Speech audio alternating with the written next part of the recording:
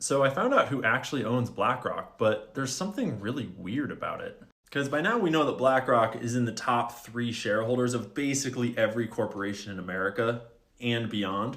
And they do this using our money in things like retirement accounts, pension funds, IRAs, exchange traded funds, mutual funds, but most people don't actually know who owns and controls BlackRock. We all know that it was founded by Larry Fink, and he's the face of the company, but he does not control it. When you try to find out who does control it, you'll usually find this list, which is the top institutional shareholders. Vanguard, BlackRock, and State Street are right at the top, just like every other company. But this is not the whole story. Because if you dig deep enough, you'll find out that actually Merrill Lynch owns 45% of BlackRock. And they're considered an insider, so they don't show up on the top institutional holders list. This merger took place in 2006. So actually Merrill Lynch controls BlackRock in a big way.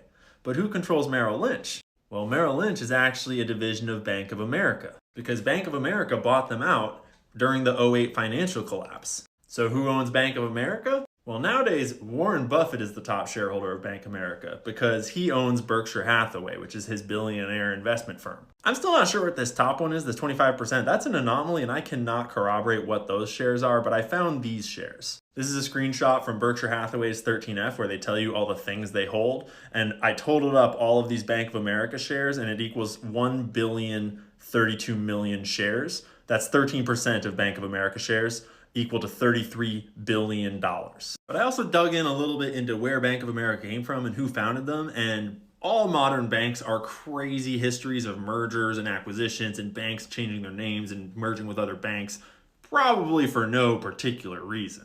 But Bank of America traces its roots back in 2 different directions, one of which we're not going to talk about, and the other one is back to this Italian dude named Amadeo Giannini, who acquired what was then called Banca d'America d'Italia. Sorry for that accent. Over the years, it changed its name to Bank America, and then in the biggest merger in history, merged with Charlotte-based Nation Bank in 1998. So I just thought it was interesting that half of the lineage of Bank of America was founded by this Italian dude that got really into Italian banking back in the early 1900s, when there was a certain Italian organization that was doing a lot of things with money back then.